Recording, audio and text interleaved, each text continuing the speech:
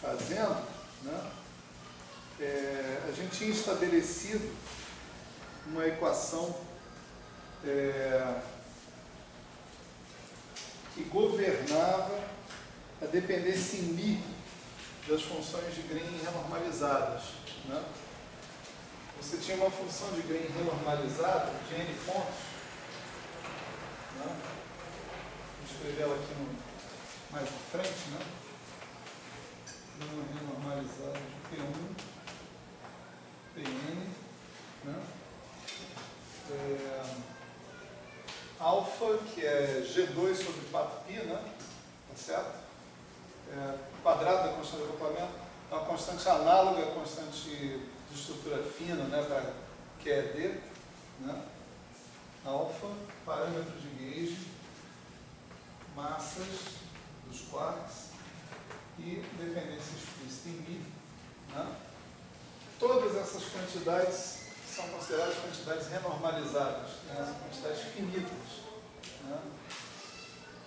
E nós encontramos uma equação que governava a dependência em μ desse objeto. Esse objeto pode depender de μ explicitamente, através do μ mesmo, ou pode depender do μ através do alfa, através do A, através do MA.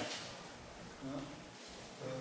As massas renormalizadas, constantes de acoplamento renormalizados, parâmetros de gauge renormalizado.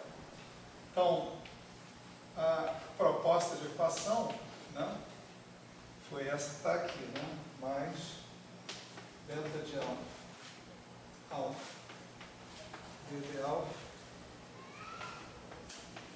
mais delta de alfa, a d de A, menos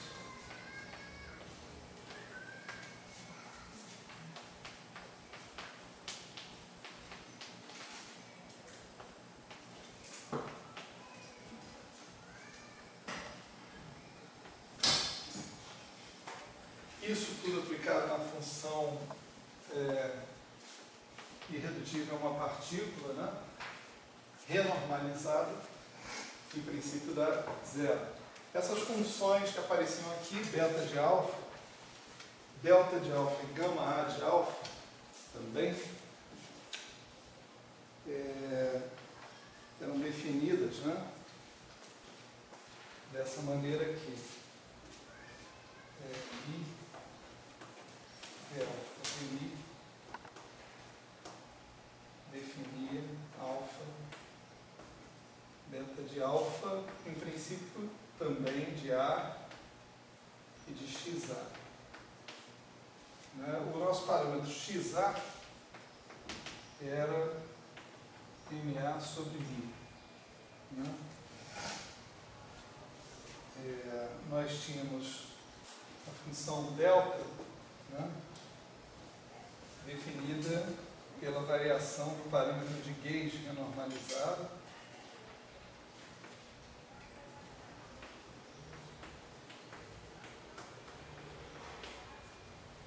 e essas funções gama A definidas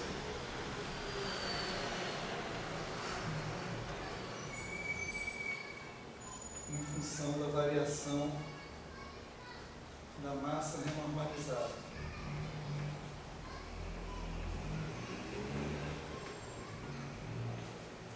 Certo? Esse gama-gama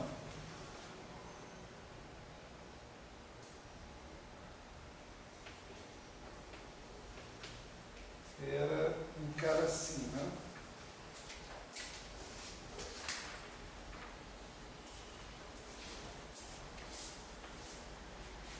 Ele era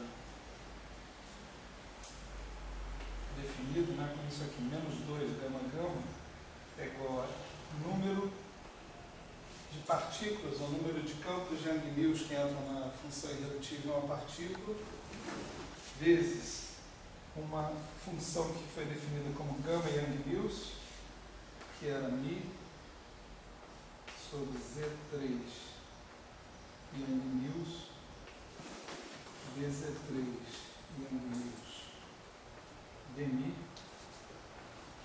Isso aqui foi o que nós chamamos de gama n views. Tá? Depois a gente tinha o número de campos de férmions, né, de quarks, na verdade, vezes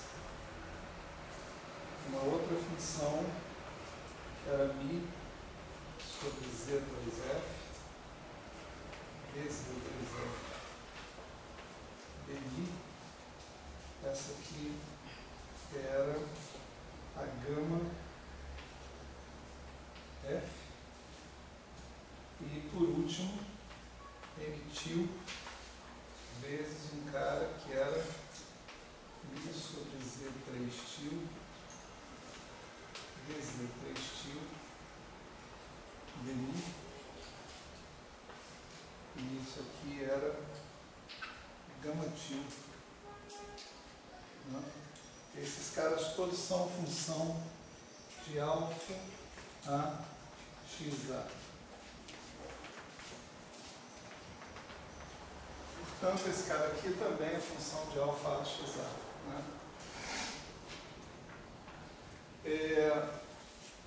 Mais ou menos imediato, imaginar o seguinte: se alfa, né, é a constante de acoplamento renormalizada, ou está relacionada com ela, né, G2 sobre 4π, μ de alfa de μ, em princípio, é uma quantidade finita. Né? Portanto, beta é finita. Mesma coisa para o parâmetro de Gauge renormalizado e as massas renormalizadas. Né? Então, essas três funções, em princípio, são de cara finitas. Né? São funções normais dessas grandezas que estão aí. O mesmo já não podia ser dito automaticamente dessas funções gama n μ, gama f e gama til, né? Porque elas envolvem derivados das constantes de renormalização diretamente.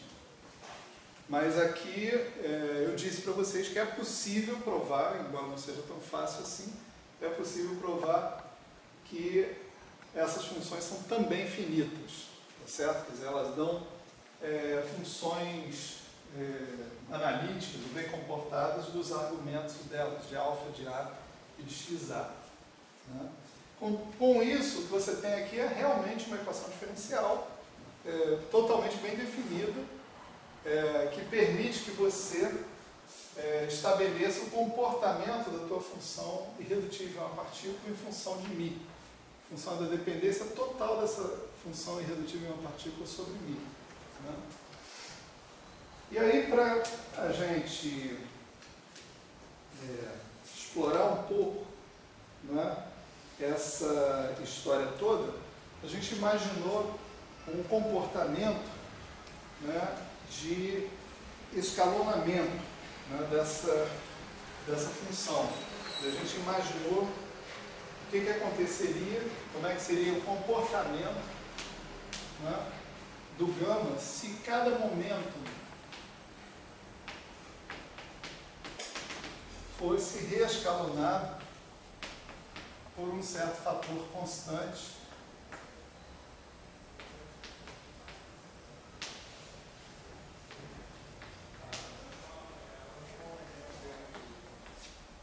si, né?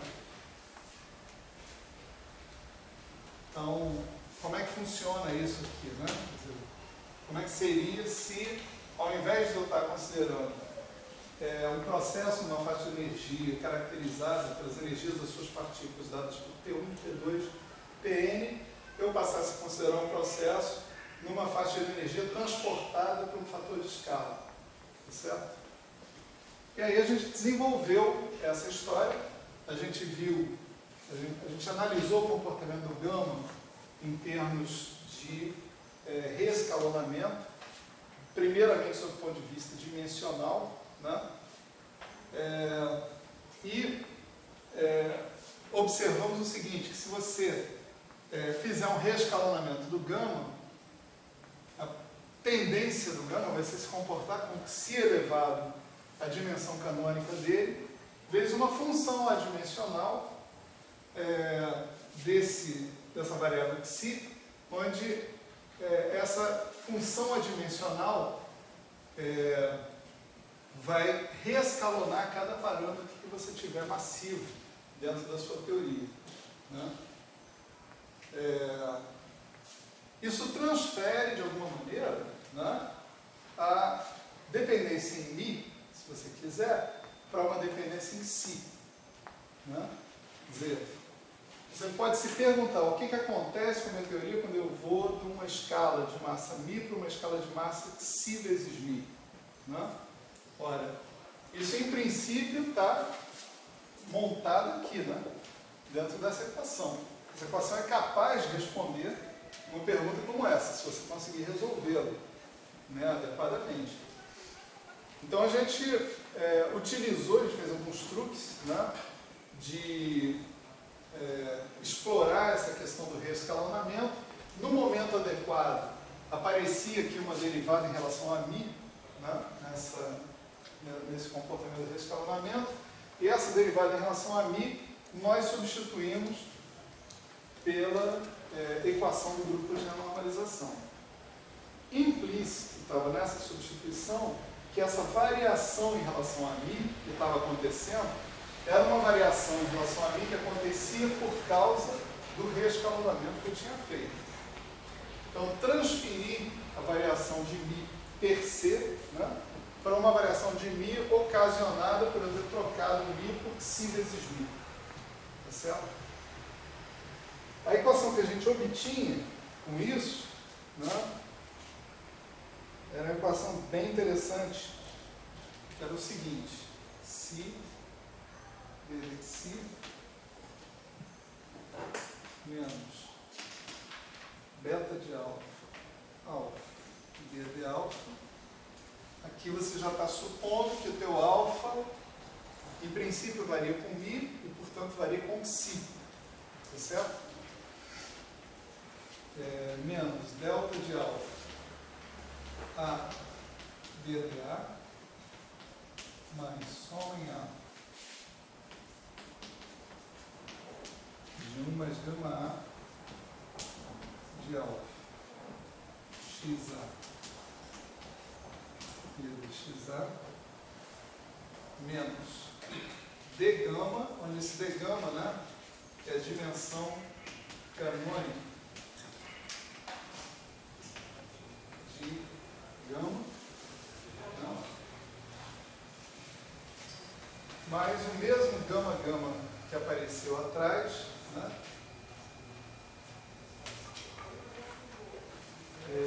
atuando sobre a função renormalizada, mas agora nos momentos reescalonados,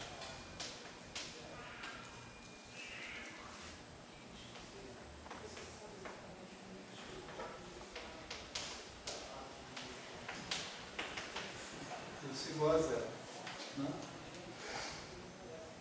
Essa equação é uma equação bem interessante,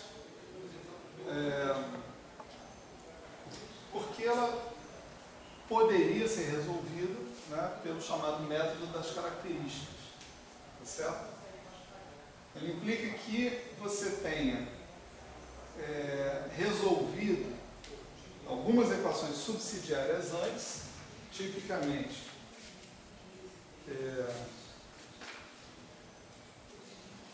uma equação subsidiária para o beta, envolvendo a função beta, que é a definição da função beta. Bom, primeiro, definir aqui uma variável, né, que a gente vai chamar de logaritmo de Si, que é o T, e, portanto, né, o Si vai ser considerado um exponencial de T. Você coloca o Si como que era antes, né, um fator de escala positivo definido, em princípio, tendendo a 1 quando o T tende a 0, certo? E a dependência em Si, portanto, passa a ser uma dependência em T, e as equações subsidiárias que a gente tem que resolver no método das características são essas aqui, né?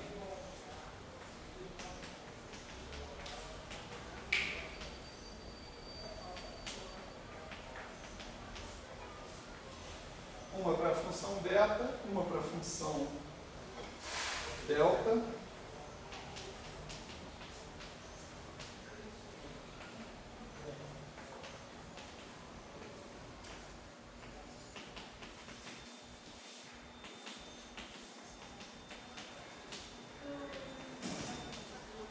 E outras funções x barra, né? Desculpe, gama.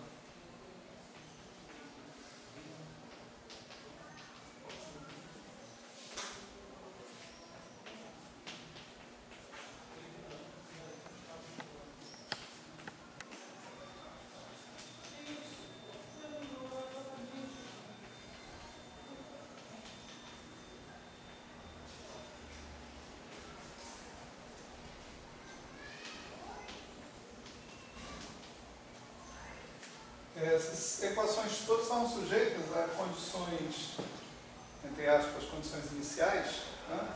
Isso que aí não é o tempo, né?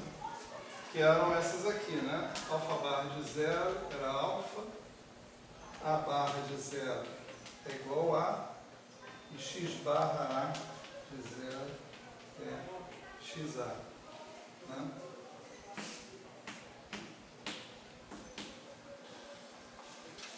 Então, qual era a moral da história?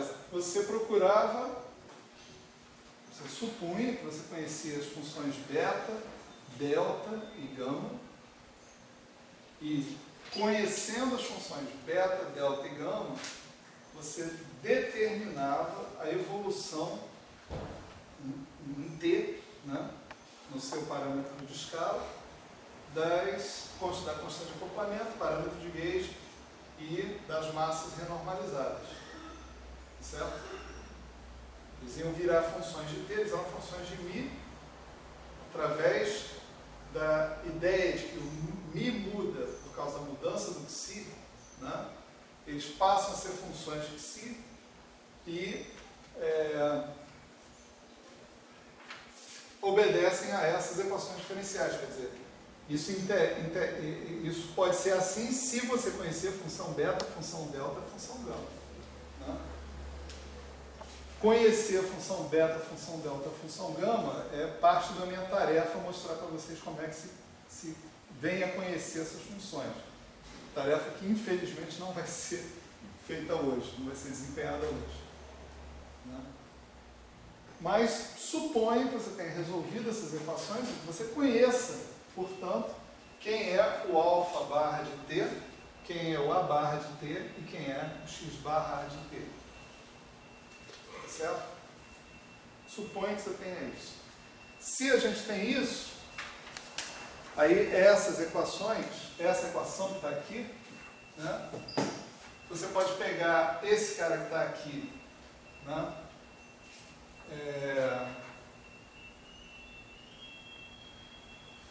e identificar isso, mais isso, mais isso, mais isso, né? Você pode identificar isso tudo como uma derivada total em relação a t, com as identificações apropriadas, né? Tipo, tem alguns truques aí, você trocar t por menos t, etc e tal, né? Então, se você tem uma derivada total, a equação ela fica de solução bastante simples, né? Realmente ela fica uma equação simples, né? Uma derivada total em relação a t mais uma certa função que você tem aqui, que supostamente também é conhecida. Você conhece o d gama, a dimensão canônica do gama, você conhece o gama gama em tese, porque o gama gama é uma função aqui de alfa a x a, você conhece alfa a x a como funções de t, né? Então você pode resolver essa equação e a solução dela, né, dada, né, já olhando de volta para a linguagem do psi, né, da seguinte maneira: você tem que gama R de psi P1, psi Pn, alfa a Mi primordialmente Ψ elevado a D gama, que é o fator que você esperaria que aparecesse carregando toda a dimensão canônica, né, da tua função, Ψ elevado a D gama, vezes a tua função renormalizada dos momentos não escalonados, mais dos seus parâmetros alfa barra de t, a barra de t, m barra a de t, mi, tá certo? Só que não acabava aí, ainda tinha mais um fator, né, que era esse aqui, exponencial de menos a integral de 0 a t dt'. Aí entrava gama gama, alfa barra de t'.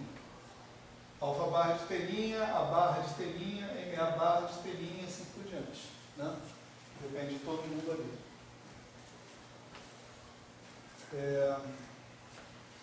Então você vê, essa equação dizia basicamente para a gente que o comportamento da sua teoria num conjunto de momentos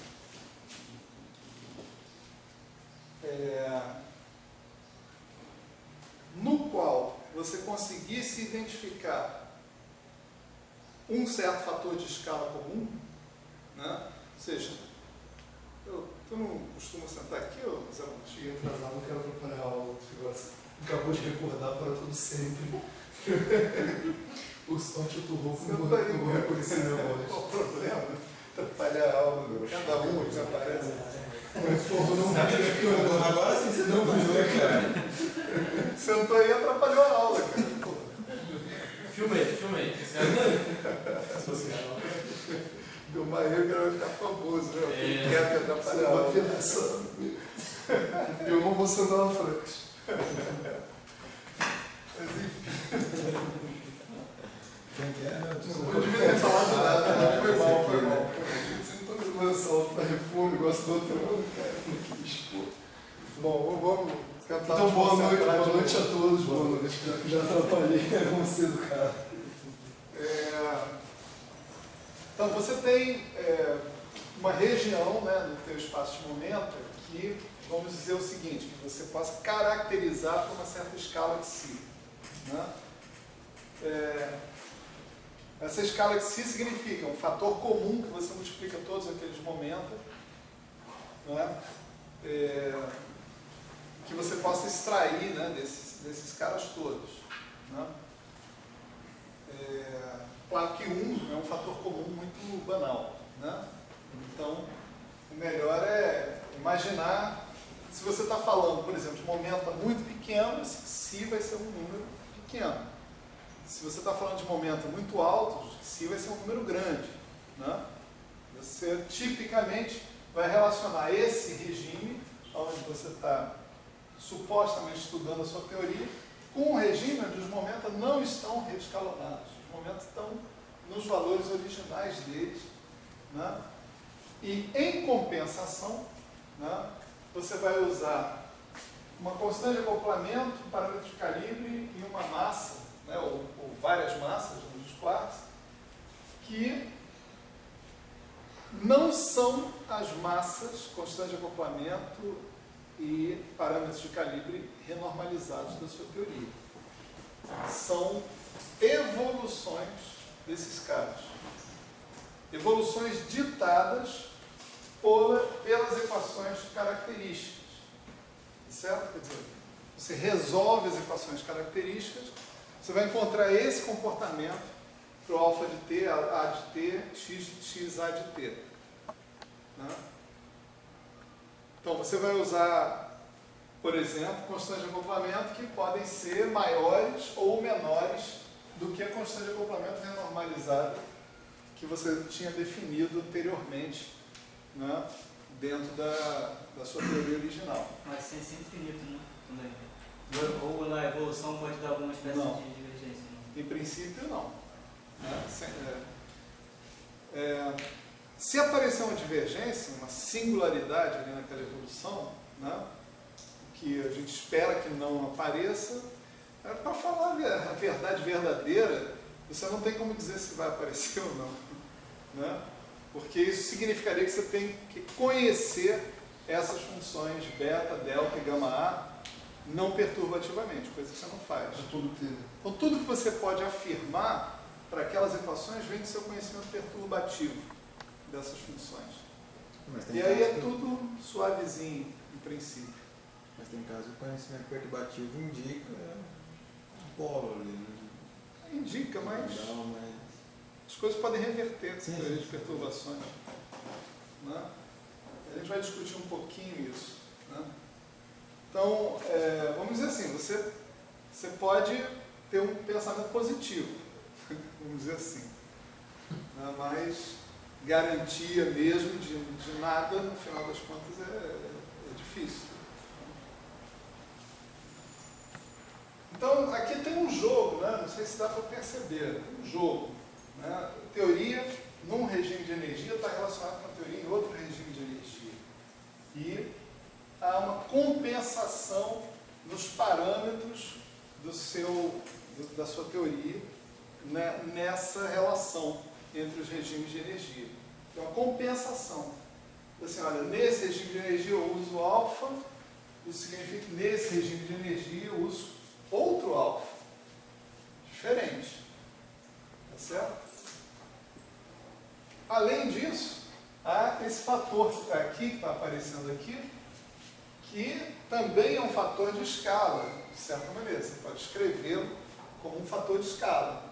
Né? Você pode mudar da base E para a base Xi, por exemplo, né? E escrever esse cara como um fator de escala.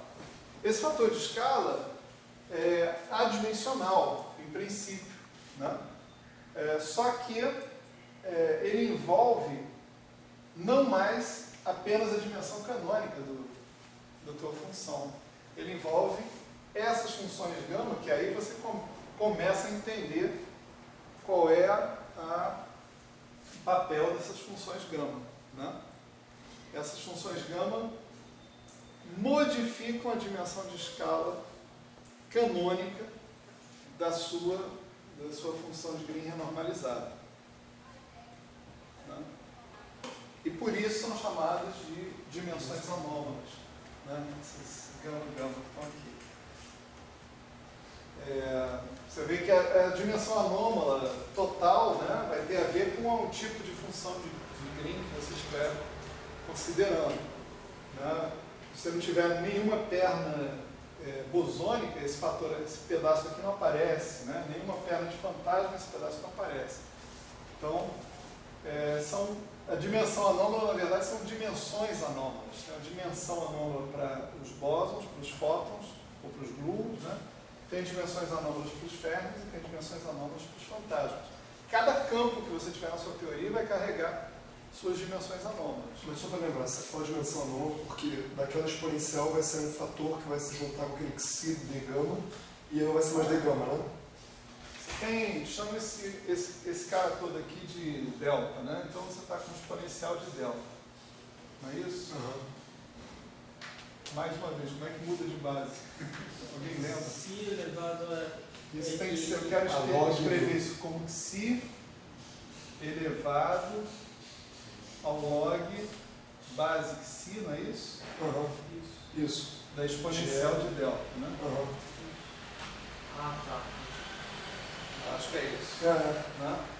E aqui, isso aqui vira xi elevado a delta log xi de E. Sim, é isso mesmo. Né? Então, você vê, Só aqui é como se você pegasse o teu d gama e mandasse um d gama mais ou menos, né? Bom, mais, vamos lá. Mais delta log xi de E. Né? Uhum. Então, esse delta que está aqui é esse cara que está aqui dentro. Uhum. Está carregando essa alteração aí. Acho que após 7 anos de sair do ensino médio, a primeira vez que eu uso o log com a base não é. Pesado. Acho que é a primeira vez que eu. Tirando o Quantos ensino anos? médio, Quantos anos você saiu do ensino médio? acho que uns 7, 4 anos de faculdade, não. Inveja.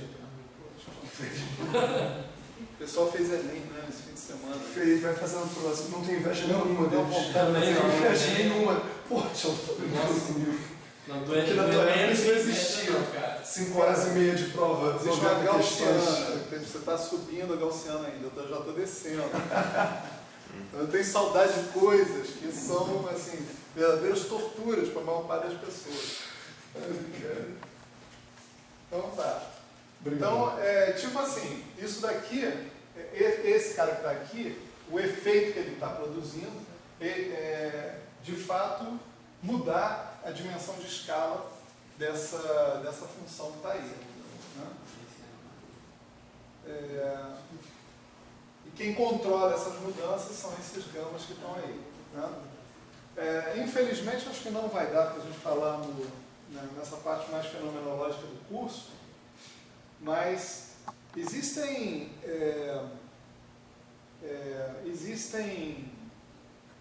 observáveis físicos, de fato, que você pode medir, né? Senão não seriam observáveis. Você pode medir esses observáveis e detectar a influência dessas dimensões anômalas, desse comportamento de escala que está aí. Certo? Esse comportamento de escala anômala, ou seja, isso daí é mais do que só blá blá blá. Isso hoje em dia é verificado experimentalmente. Então, assim, a QCD é compatível com os dados experimentais que vêm desses caras aí, dessas modificações. Esse é aquele scale de Bjork? Não. São outros caras, são os momentos de Nartman. Coisa assim. Não vamos falar disso não. Tem que escolher o que falar, então não tem jeito. Provavelmente um bom curso de QCD, né?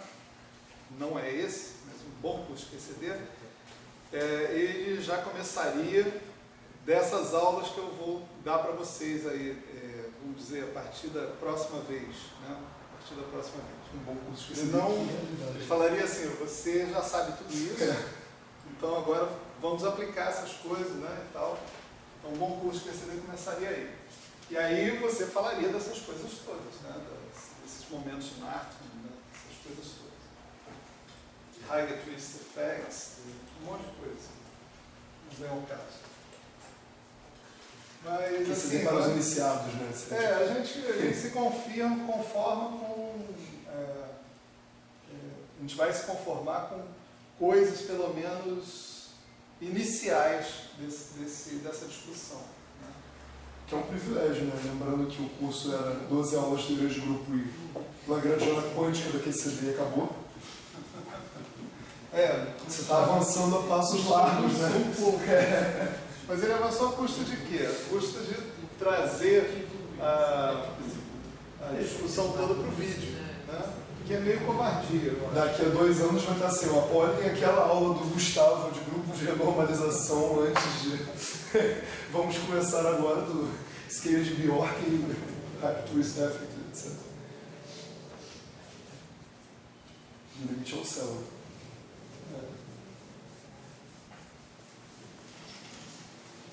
É mais ou menos como o curso de fibrados, né? De vez em quando eu me animo e dou um curso de fibrados aqui. Isso aconteceu 2 vezes. O curso de Desde fibrados... 1980, só para ter uma noção. Desde 1980. O curso de fibrados, ele pede que as pessoas tenham feito o curso de métodos matemáticos. Ele toma como pré-requisito o curso de métodos matemáticos. A primeira vez que eu dei, eu estava colocando como pré-requisito grupos de Lie também, visto como variedades diferenciáveis. Aí depois eu vi que não deu certo. Então, grupos de Lie está sendo dentro do curso de fibrados, não tem problema. Aí fica isso, tipo assim, é um negócio que não anda, né? Bom, vamos explorar um pouquinho então essas equações que a gente acaba de apagar aqui, da função beta, basicamente da função beta. A gente vai ignorar, isso não é novidade, a gente fez isso na aula passada, a gente falou, olha, vamos pensar que a dependência toda seja dada em função do alfa, e as outras a gente segura a discussão por agora, né? Então é a mesma coisa, o mesmo espírito, a gente viu que a gente não produzia nenhum resultado particular demais fazendo isso, e o espírito é o mesmo agora. A gente vai supor que não tem massas, não tem parâmetro de gauge, só tem a constante de acoplamento dentro, tem o alfa. Mais ainda, eu vou reescrever a equação para a função beta dessa maneira aqui, G barra dt como sendo beta G barra de t. A equação estava escrita para o alfa, a gente está voltando para o G, porque é mais conveniente discutir o negócio diretamente em termos da constante de acoplamento do que em termos do quadrado da constante de acoplamento, né? Se você fizer essa conversão, né, a equação do alfa era assim, d alfa dt era igual a alfa, beta alfa de t, né? Aí você pega a alfa e substitui como G2 sobre 4π aqui, você vai ter um fator 2 aqui, que eventualmente está sendo engolido nessa história. Está sendo engolido no que foi chamado aqui de beta G, tá certo? Quer dizer, o beta G inclui esse fator 2 que você obteria se você viesse a equação para o alfa para a equação do G. Mas não é nada... Não tem o G na frente também, não? Não. Não é nada esotérico, não. E nossa condição de inicial, né, era essa que está aqui. Bom, para evoluir nessa equação, né, de alguma maneira, você deveria conhecer a função beta, né? Se a função beta não é moleza, né, em princípio, a gente só tem acesso perturbativo a ela, mas isso não nos impede de sonhar um pouco, né? De imaginar o que aconteceria se. Tinha uma série na Marvel que era assim, o que aconteceria se Peter Parker tivesse casado com Gwen Stacy e não com Mary Jane, né?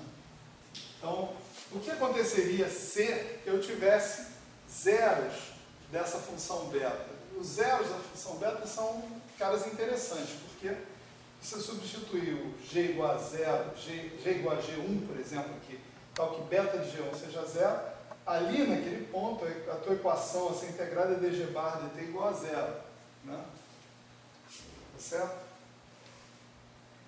Então, nós vamos supor que a gente tem zeros da função beta, né? Então, eu vou chamar de G1, um cara que produz o seguinte efeito. Beta G está indicando que eu estou considerando a função beta associada com o G, não com alfa, né? Beta G de G1 igual a 0. Né? Suponha que eu fale de valores de G barra de T, né, que sejam próximos de G1, tá certo? Aí eu tenho o direito, né, de expandir a minha função beta em torno de G1. Né? Então, o beta G de G barra, né, perto, né, para G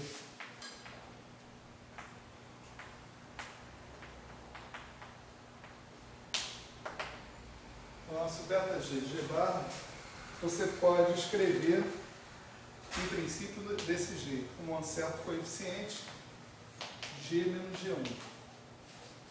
Isso também é wishful thinking, né? Porque pode ser muito bem que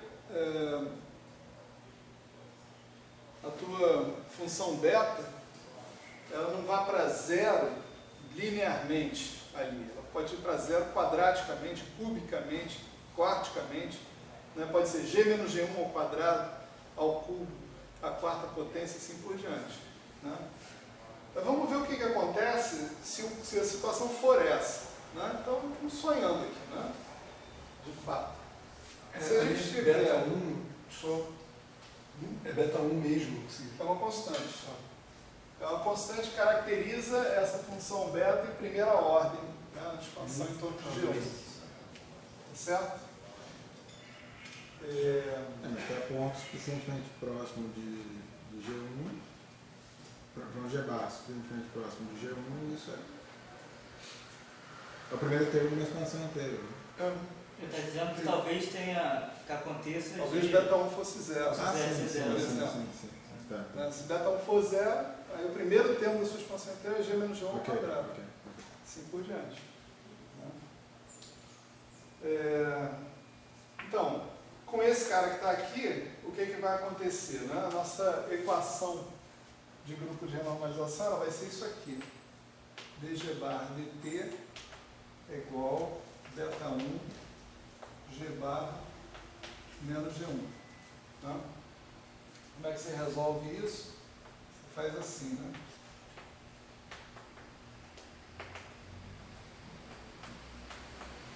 E aí você integra, né, entre 0 e t. Aqui você obtém beta 1t. Aqui você obtém g barra de 0. Você está usando como g. Né, e g barra de t.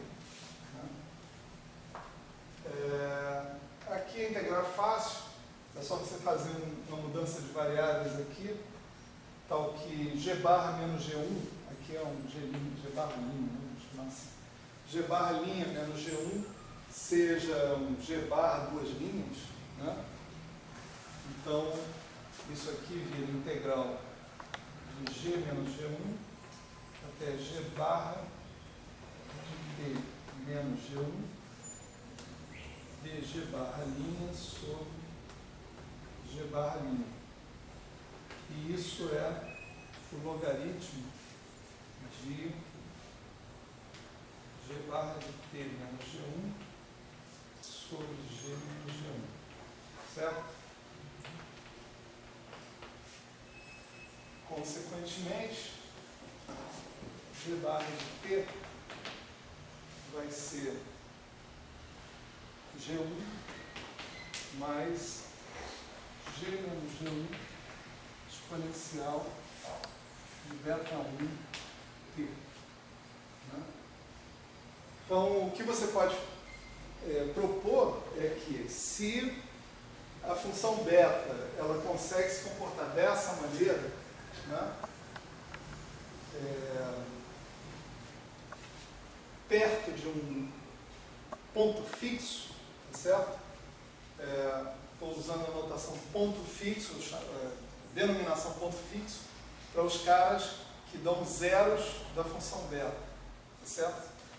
Então, vamos chamá-los assim, pontos fixos. Perto de um ponto fixo, bem perto do ponto fixo, se o comportamento da tua função beta é um comportamento linear, você tem aquele comportamento da constante de acoplamento como função de t. Né? Então aqui, algumas coisas a gente pode imaginar. Né? Primeiro eu posso pensar, suponha que o beta 1 seja maior que zero, seja positivo. Né? Se o beta 1 for positivo e não houver zeros, né?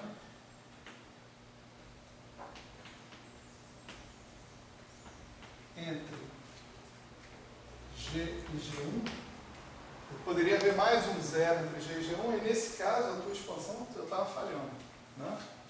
Porque você precisa garantir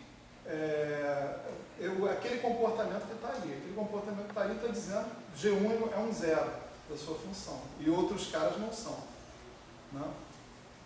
Então, dentro dessas hipóteses, se beta 1 é positivo e não tem outros zeros entre G e G1, suponha que você pegasse teu T e mandasse para menos infinito, o que aconteceria aqui seria você mandar o teu G barra de T no G1. Tá certo? Nessa hipótese, quando você fala t tendendo a menos infinito, né, lembra que teu fator de escala, si, é exponencial de t. Né? Então, teu fator de escala está tendendo a zero. A teoria que você vai analisar é uma teoria onde todos os seus momentos estão sendo reescalonados para um fator bem próximo de zero. Si T1, Si T2, Si T3. Né? Então, o regime que você está analisando é um regime de baixos momentos. Tá certo? Um regime infravermelho, como a gente conhece. É o jargão, né? Que a gente está falando. Altos momentos, ultravioleta. Baixos momentos, infravermelho. Né? Então, esse cara é chamado um ponto fixo, né, estável no infravermelho. Tá? Notação também. Ponto fixo estável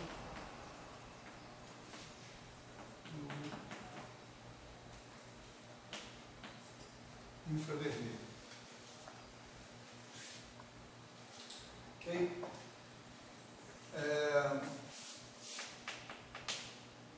Se o nosso beta 1 ao contrário for menor que zero, né, e a mesma coisa acontecer, não houver zeros entre G e G1, né, então você pode imaginar que a boa agora é mandar o t para infinito. Né? Então, se você manda o t para infinito, sabendo que o beta 1 é menor que zero, esse cara aqui também vai para zero, e o teu g barra de t tende ao G1. Só que agora ele tende ao G1 quando t tende a infinito. Quando t tende a infinito, seu fator de escala tende a infinito. E o regime no qual você está considerando as suas funções de Green é um regime ultravioleta. Tá certo? Nesse caso, esse é o G1, né? É um ponto fixo estável no infravermelho ali atrás, e agora ele é chamado um ponto fixo estável no ultravioleta. Não, ultravermelho não. Ultravermelho.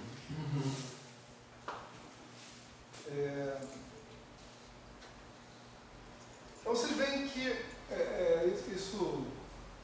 a vida não é assim, né? Mas você já pode identificar que o sinal desses coeficientes da função beta, da expansão perturbativa da função beta, vai ser um sinal muito importante. Né? Ele vai definir para onde a sua constante de acoplamento tende no regime de altas e no regime de baixas energias. Né?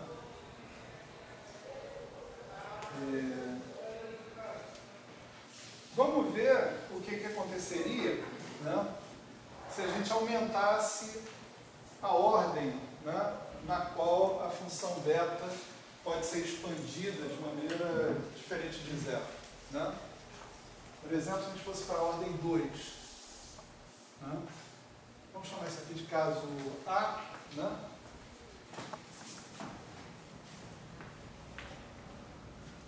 Então, esse aqui vai ser o caso B. Caso B, supondo que a gente vai para a ordem 2, então a gente vai pensar no beta G de G, como sendo beta 1, G barra menos um certo G1 ao quadrado.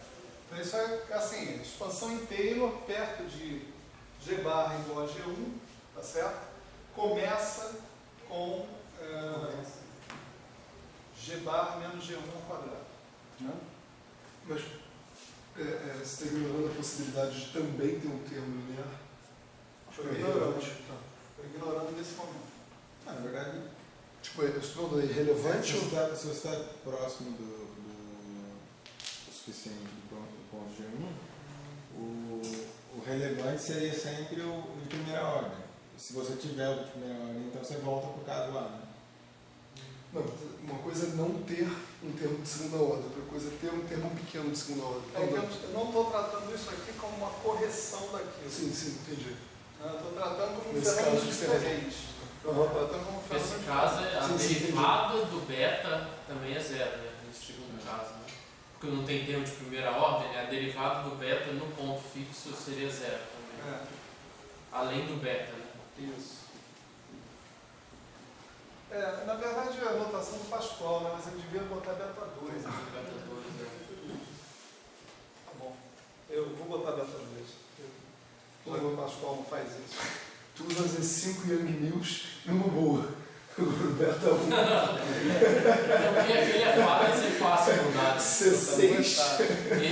Esse você não se perde, né? Se mudar aquele, você não sabe o que é. Esse daqui é só aqui, entendeu? É, O outro não. O outro Você é lê fora. o outro, você tem que mudar sua vida inteira. Então isso aqui a gente está super. Ivone Maria. Eu vi muito disso. Foco. E aí a gente faz a mesma coisa. dg bar sobre g bar menos g1 ao quadrado. Vai ser integral de g até g bar linha, né? Vai ser beta 2 vezes t, né? E essa integral também é fácil, né? Você vai fazer uma mudança de variável, g barra duas linhas, sei lá, igual a g barra linha menos g1. Aqui você vai transladar de novo, né? Que nem foi feito aqui, os limites para g menos g1, g barra menos g1. E aí você vai ficar com uma integral de dg barra linha, dg barra duas linhas, sobre g barra duas linhas ao quadrado. Essa integral é menos 1 sobre g barra, né, duas linhas, né, entre os limites que estão aqui, né? Então vai ser menos 1 sobre g barra linha, entre g menos g1, g barra menos g1. Isso dá 1 sobre g menos g1, menos 1 sobre g barra menos g1. Lembrando que g barra aqui é uma função de t, no princípio, né? Que é a função de t que nós estamos querendo descobrir. E isso é beta 2t. Né? Então, se eu estou querendo descobrir essa função de t, né? Vocês não acreditam, eu tenho que contar porque o ser humano passa por muita coisa nessa vida. Né? O que qualquer um, olhando para essa conta, vai fazer? O que você está interessado no G barra, passa esse cara aqui do outro lado, tá certo? Cara, enxergar isso foi uma dificuldade tão profunda para mim. Eu estou confessando com câmera e tudo. Vamos lá, a vida é assim. Tem dia que nada funciona. 1 sobre g barra menos g1, né? Isso vai ser 1 sobre g menos g1. Isso é porque o que eu fiz? Eu fui fazer o MMC desses caras. Piorou só. Eu fiz o MMC deles, aí esse g barra subiu aqui, cara. Aí virou uma confusão. Eu cheguei numa fórmula maravilhosamente certa, depois de muito mais sacrifício do que esse, né? Só que, e essa fórmula realmente coincide com essa. Eu descobri um caminho para sair da fórmula que eu cheguei e chegar nessa. É essa que você bota na prova. Como é que esse cara chegou tão fácil nessa fórmula? Aí eu estou assim, até que eu descobri, não é só porque passado do outro lado. Ao invés de tirar o mínimo aqui, passar do outro lado. Estava muito monótono a conta, você resolveu fazer ela de uma maneira mais emocionante. Francisco não viu. Esse Mas foi mais emocionante. um dos infinitos truques. Primeiro emocionante. Então, isso daqui vai dar 1 menos g menos g1, delta 2t, sobre g menos g1. E aí é só inverter e passar o cara para o outro lado, né? Seu g barra de t vira g1 mais g menos g1 sobre 1 menos g menos g1 beta 1 beta 2 t. Certo? Então aqui a conversa já fica pior, né? Porque você não só tem que saber o sinal do seu beta 2, mas você tem que saber de que lado que a tua constante renormalizada está do G1. Se ele é maior do que o G1, se ele é menor do que o G1. Né? A combinação dessas duas coisas é que vai dar o tipo de evolução que você vai ter em T, né? Então, é como se fosse um ponto de célula. Pode ser, pode não ser. Também vai do sinal em cima, né? É porque dependendo do sinal, dependendo se ele está do Não, a lado da derivada direita ou do lado segunda da não é esquerda. zero, né? Então, mas a derivada segunda não é zero, então não pode ser bem um ponto de célula.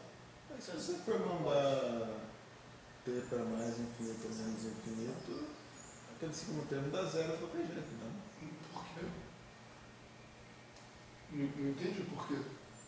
Se T for para mais infinito com o domínio positivo, fica o domínio infinito. Não, o segundo. O segundo vai ser em termos da soma que você diz?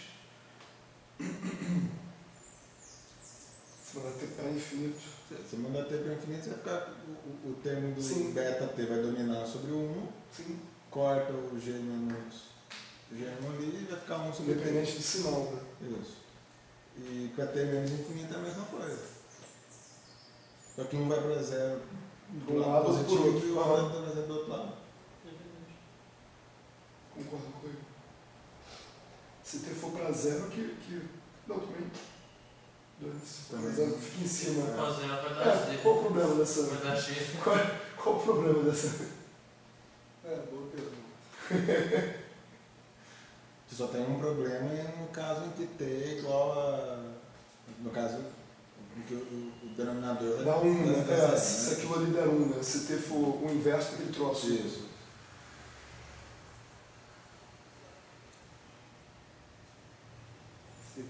Se beta 1T for Beta 2T Um foi igual a 1 sobre sobre G no G1. Né? Aí dá ruim. beta 2.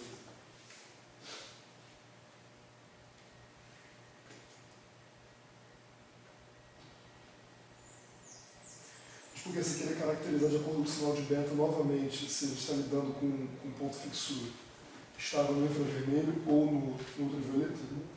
Era algo assim. Então possivelmente na hora de inverter o G barra houve algum erro de manipulação. Não, o G-bar é exatamente isso. Pelo menos o... Pascal disse. Não, o Pascal chegou exatamente na mesma forma. Duas pessoas não vão errar. Mas não, tipo assim, ali não tem o que falar, né? Não sei, não. É muito babaca a conta. Não é possível que essa conta esteja errada. Ainda mais com o Pascal dizendo que está certo também. Mas a conta está certa. Né? Mas ele também faz discussão com relação ao sinal? Ele diz que a gente precisa saber o sinal de G menos G1 beta 2 para saber o comportamento ultravioleta ou infravermelho desse cara. A primeira vez que eu li fez um sentido brutal. Né? Agora não faz sentido nenhum. Mas deixa eu te perguntar uma coisa.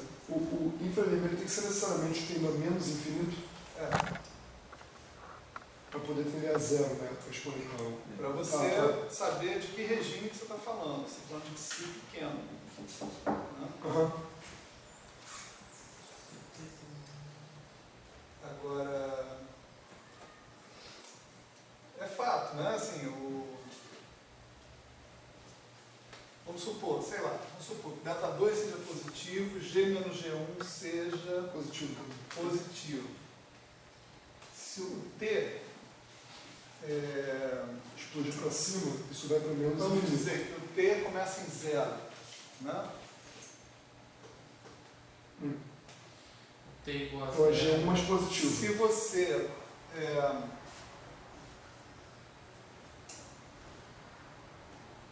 você tender ele para menos infinito, né?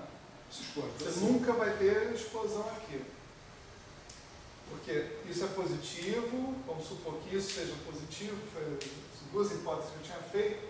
Se eu tender a menos infinito, isso aqui fica positivo. Isso aqui nunca vai cancelar.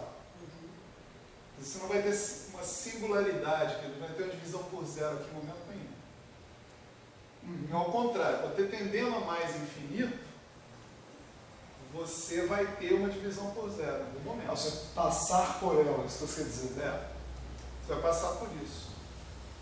Ou seja, Antes de você fazer o G bar de entender o G1, você vai ter uma divergência, você vai ter o CAT tudinho. Entendi. Ah, então exatamente, um polo divergência ultravioleta absoluta. ou um polo ultravermelho. Né? Mas o polo acho que não é ultravioleta. O polo é o polo, depois você vai para o ultravioleta. Você O passa polo é pelo um polo só, indo né? pro ultravioleta. O polo é isso, né? Mas é que você pode Qualquer limite, coisa você faz sentido fazer assim, Mas olha só. Tá, né? Exceto se você passa por uma singularidade, já não funciona mais. Né? O problema é você passar por essa assim, talvez seja mal escrita, só É, isso. pode ser. Você passar ou não passar por essa singularidade dependa da análise do sinal global disso aqui. Isso sim. Isso sim eu acho que pode ser afirmado. Agora é claro, já passou da singularidade, está do outro lado, né? Se o T vai, o módulo de T vai para o infinito, o treco vai para zero, o cara vai para G1. Não tem jeito. Né? Mas tem uma singularidade ali. Uhum. Dependendo do sinal e do regime que você está considerando por T. Eu acho que, se bobear, é isso que o Pascal quer dizer, mas as palavras exatas dele são assim. Nesse caso, é necessário saber o sinal de beta 2, G menos G1, beta 2, G menos G1, produto, de modo a determinar o comportamento infravermelho ou ultravioleta da teoria de campo. É uma frase genérica, né? Mas assim, ela pode puxar essa interpretação, já que você está lendo o negócio, está falando de cara que é o infravermelho estável, o ultravioleta estável, você pode puxar essa interpretação para essa questão da estabilidade.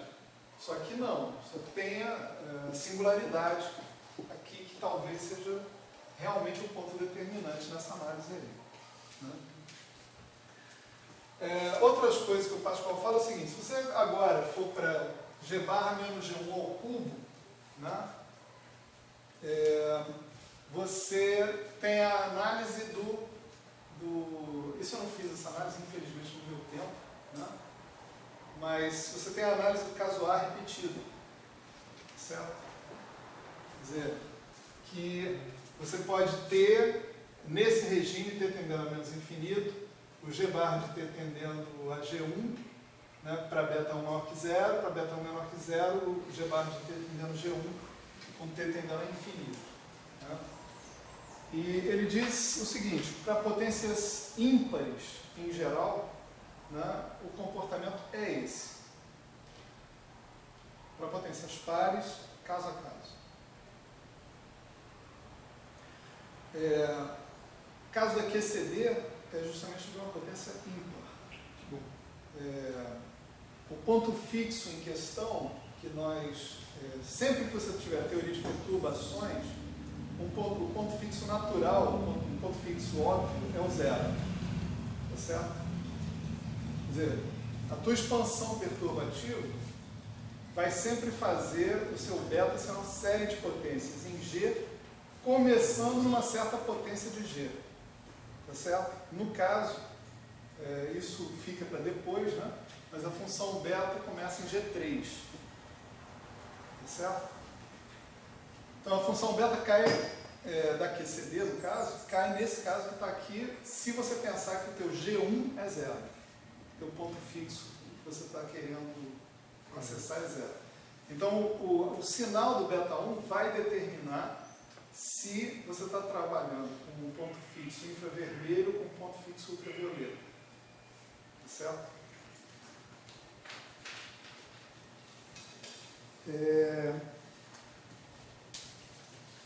Bom, aí tem uma análise bem complicada que eu convido todos a fazer junto comigo.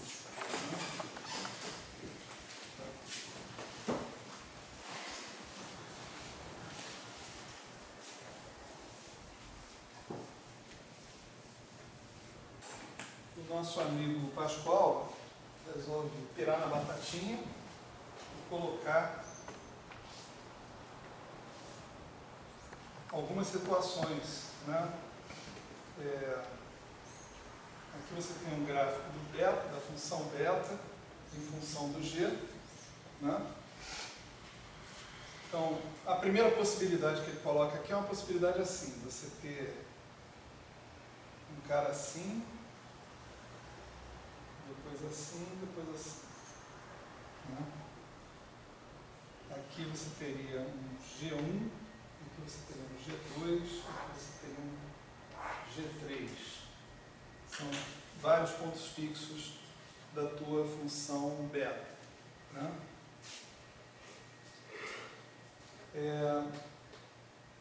Todos esses exemplos, esse daqui inclusive, estão partindo da ideia de que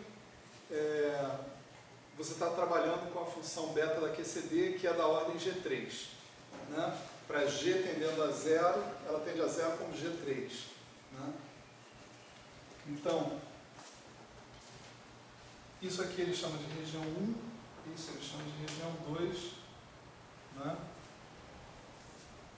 E o que acontece com a sua teoria, né, quando você estava aqui, né, vamos dizer assim, e você começa a se afastar daqui, evoluir a tua constante de acoplamento em T. Né? Sua constante de acoplamento evolui com a função beta. Né? Então, sua função beta é negativa aqui.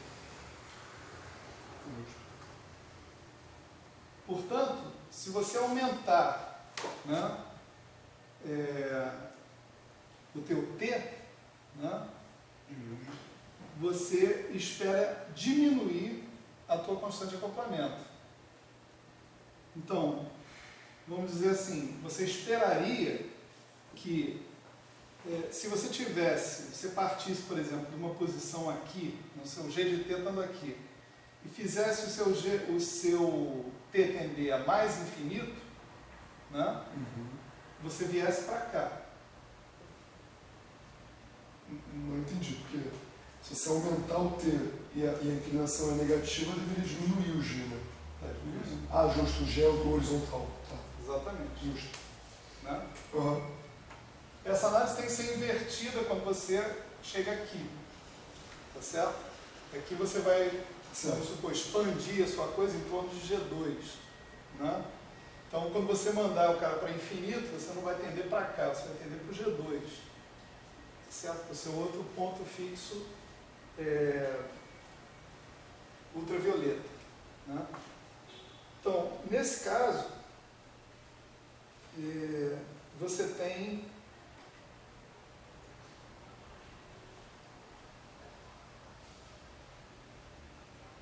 Mas por Não que esse concordo, gráfico é não concordo com a afirmação. com a segunda afirmação ou com a primeira? Com a segunda. Ele, quando Então, você vamos está lá, em se torno você não daquele ponto concorda, me G2, ajuda. ele deveria ir para o lado negativo. Porque a derivada ali é negativa, então ele repete. Por que a derivada negativa eu não criei?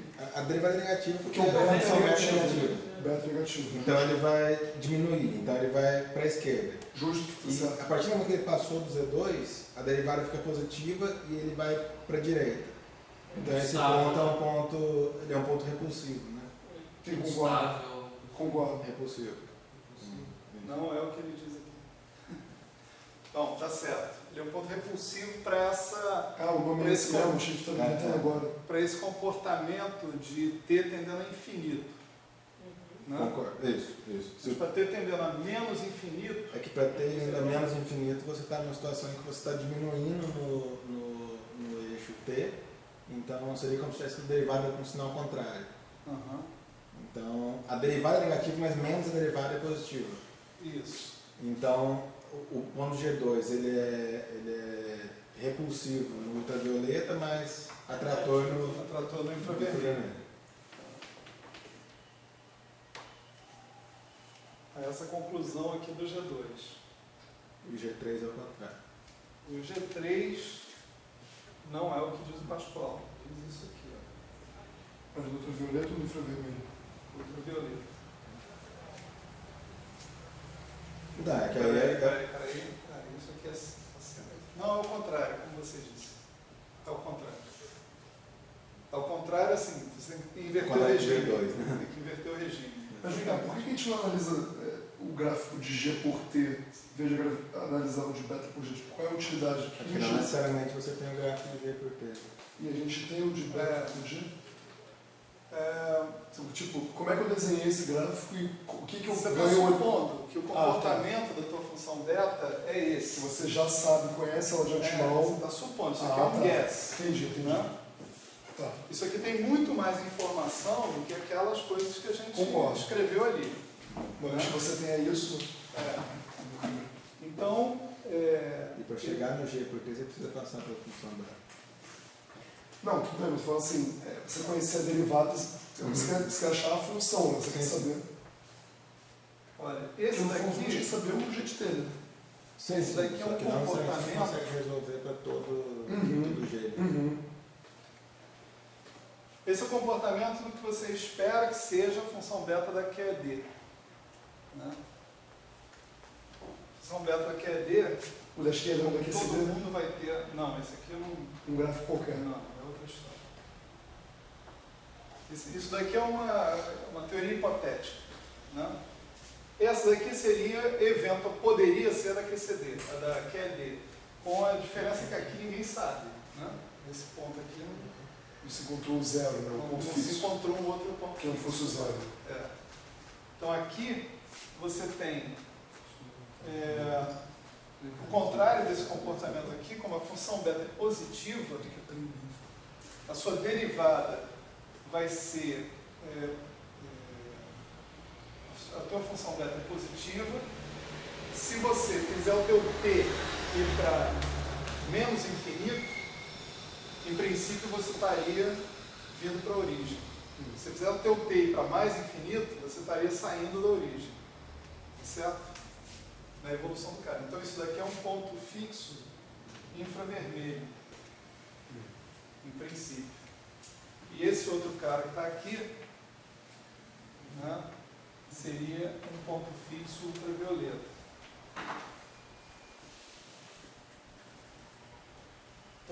Isso coincide com o que a gente conhece da QAD, de fato. Né? Eu não estou falando disso, estou falando disso, desse pedaço que está aqui. No caso da QAD, a constante de acoplamento efetiva aumenta à medida que a energia aumenta. Né? E a gente pode se considerar tremendamente afortunado de viver numa escala de energia, as nossas escalas de energia atômicas, moleculares, etc. e tal, tais que a constante de estrutura fina é pequena. Isso permite que a gente faça teoria de perturbações aqui perto desse infravermelho que está aqui. Mas, assim, a gente tem escala acessível para poder encontrar uma constante de acoplamento grande que a gente não possa fazer de perturbação, que não seja mais razoável. Tipo, a escala de energia que a constante de estrutura final vai dar 1 é acessível ou é tão bizarra que... Veremos com o LHC, cara. Mas é o caso da QCD, né? Não, mas É na o caso da QCD. Não, mas No caso da QCD, mas eu queria saber qual é a escala de energia em que a QED aconteceria isso. Tá. Se era uma escala, em 10 a 34, não, dane-se, mas tipo, não, em 10 a 18. Fala dane-se não, senão o pessoal de teoria de cotas fica bravo. não, que sim, você espera que se você aumentar a energia muito, a QED vai furar em termos de teoria de perturbações. A QED é excelente para o infravermelho. Em resumo, vou perguntar quem foi pelo Léo. Eu queria saber se eu ia viver para ver isso acontecer. Eu acho que os caras têm cálculos, né, de ordem muito alta, né, para QED, né, cálculos perturbativos. Eu acho que uma das funções desses cálculos perturbativos é exatamente isso. Está preparado para detectar o momento em que a constante de acoplamento não puder mais ser usada no valor que 1 sobre 137. Professor, você falou que aquele poderia ser no caso da QED, não tem certeza se existe um outro ponto fixo. Não. É porque só se conhece a função beta até um certo ponto. Isso. Só se conhece a função beta perturbativamente. Aí você reproduzir um comportamento desse não perturbativamente é complicado. Perturbativamente é complicado. Até onde eu sei, parece que cálculos na rede apontam também Para um ponto fixo, Não, para o caso. para subir sem limite. Isso aqui, né? Isso. A mesma coisa que o regime perturbativo aponta. Mas é um problema ainda maior se você pensar no modelo padrão, né? Porque é o mesmo problema do grupo 1 de hipercarga. Então, bom, aqui a gente sabe que, ok, chegou no modelo padrão, tem outras interações, a gente pode descartar isso daí, mas o problema se mantém no modelo padrão. Né? Bom, e a função beta da QCD, todo mundo quer que seja assim.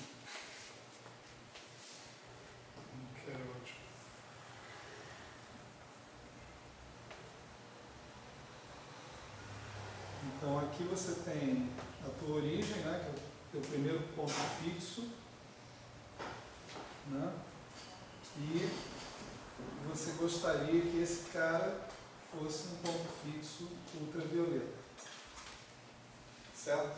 Ou seja, que à medida que a energia aumente, que você tenda para esse ponto fixo que é o zero, né? Isso daqui é atingível, a gente não vive aqui, tá certo? A gente vive aqui assim, sei lá. Né? Viver aqui é mais ou menos recente, é coisa dos modernos aceleradores de partículas. Mas, digamos assim, dentro do núcleo é aí. É nessa Não, escala, não? é aqui assim. É aí? Dentro do núcleo, né? Você tem um ponto fixo infravermelho que não é zero. O zero não é um ponto fixo infravermelho. Se você fizer t tender a menos infinito, a tua constante de acoplamento cresce. Pensa no que o Gustavo falou lá, né? A tua função beta negativa, se a tua função beta negativa, você fazendo t tendendo a mais infinito, por aquela análise que está ali, você vai tender para o ponto fixo em questão, que você estava colocando. Né? Se você inverte e faz o t tender a menos infinito, é como se você estivesse invertendo essa coisa.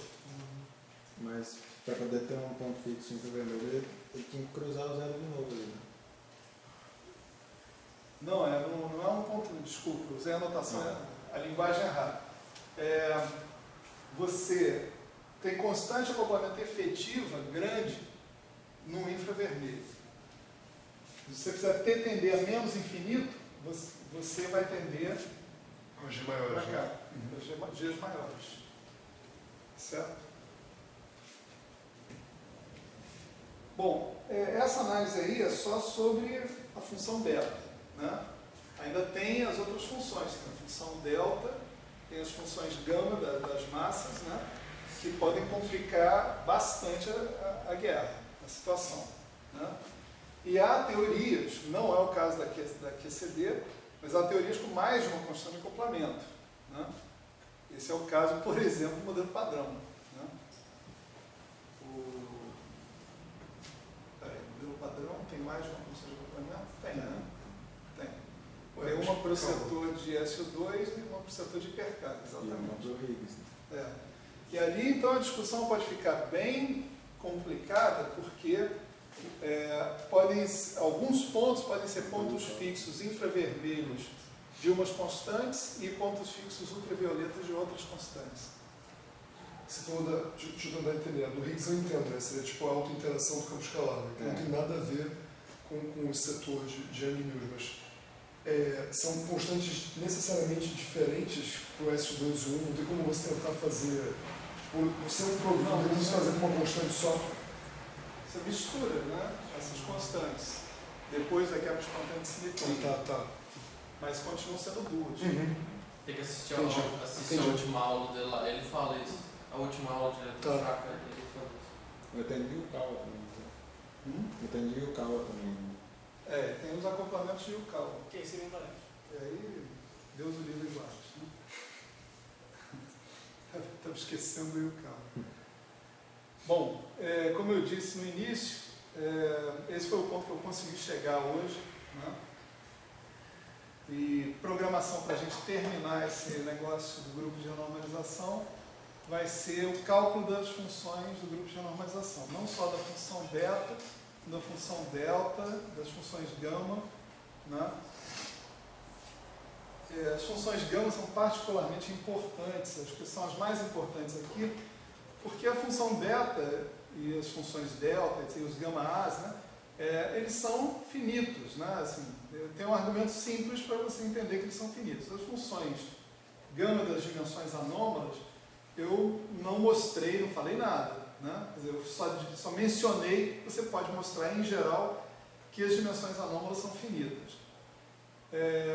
É legal, pelo menos por causa do QCD, a gente ver essa coisa acontecer, né? Essas dimensões anômalas serem calculadas e se mostrarem como caras efetivamente finitos. Né? Então, a próxima aula, em princípio, a gente trabalha isso. Não sei se a gente vai levar a aula toda fazendo isso, mas se não levar, a gente já começa com a parte dos da mais fenomenológica. Né? Bom? Valeu.